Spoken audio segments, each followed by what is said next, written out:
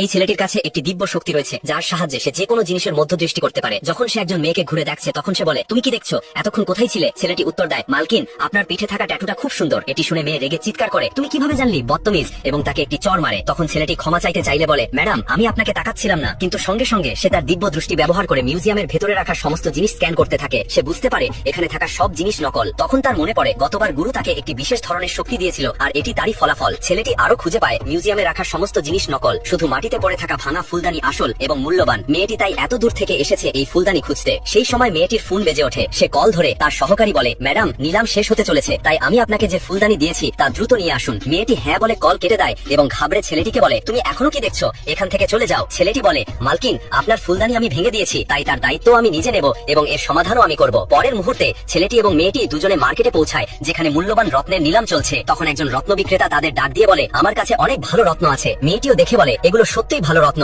এর মধ্যে নীল মণি পাওয়ার সম্ভাবনা বেশি। এই কথা শুনে ছেলেটি তার দিব্য দৃষ্টি ব্যবহার করে সব রত্ন স্ক্যান করে এবং দেখে সবই নকল। কিন্তু পরের মুহূর্তে তার নজর পড়ে কিছু খারাপ রত্নের উপর। সে তা স্ক্যান করে দেখে এগুলোর মধ্যে একটি নীল রত্ন আছে, যা খুবই মূল্যবান। ছেলেটি তা তুলে ধরে বিক্রেতাকে জিজ্ঞেস করে, ভাই সাহেব, এর দাম কত? বিক্রেতা বলে, ওটা খারাপ রত্ন, কিন্তু যদি নিতে চাও 20,000-এ নিতে পারো। মেয়েটি বলে, ছেড়ে দাও, এটা খারাপ হয়েছে, আমার কাছে বেশি টাকা নেই। ছেলেটি বলে, চিন্তা করো না, এতে তোমার কোনো ক্ষতি হবে না। সেই সময় একজন লোক এসে বলে, এই ছেলে মিথ্যা বলছে, যদি এই রত্নের ভিতরে হীরা থাকে তাহলে যা বলবে আমি করব। তখন মেয়েটি ছেলেটিকে জিজ্ঞেস করে, তুমি কি নিশ্চিত বলছো এর ভিতরে হীরা বের হবে?